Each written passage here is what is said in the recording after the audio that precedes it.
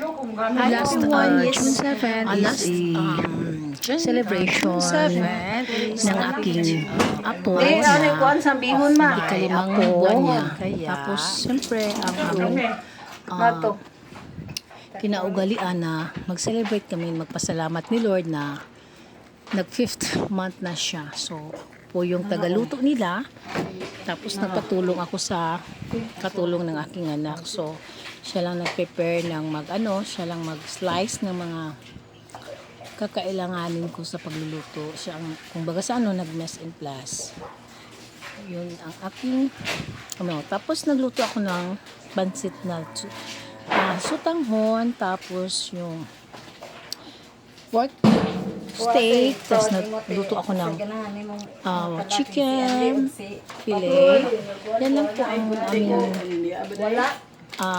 aming handa kasi kami lang naman ang magluto. Yung si mama niya, ng kape kasi hindi daw, iba daw yung pakiramdam niya kasi kumain kami before nagpunta kami sa bahay namin ng isa.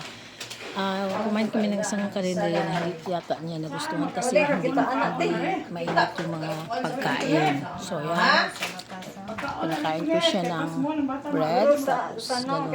Tapos pagkatapos niya, ay nagluluto na yung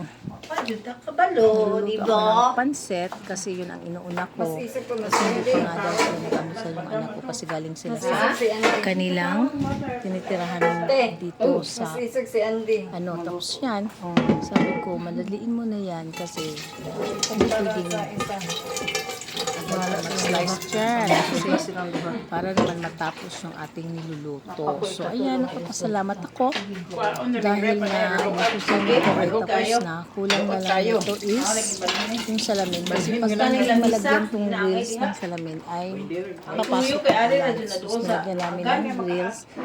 Praise the Lord ay natatapos, nilagyan namin ng salamin, sliding, tapos na.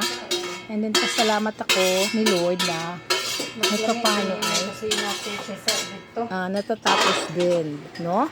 And thank you, Papa Jesus, for na nilagyan niya ng syempre, pag magtayo tayo ng bahay, hindi basta-basta. Paano naman? Slowly. Kasi hindi naman May pan, good. biglain ang gastos, di ba po? Salamat po, Lord, sa lahat ng biyayang binigay mo sa amin. And we are very thankful for that. And thank you. May pan na.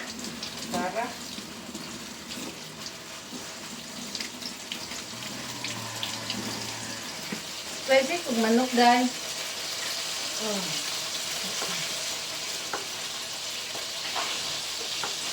Bakun, panat, me?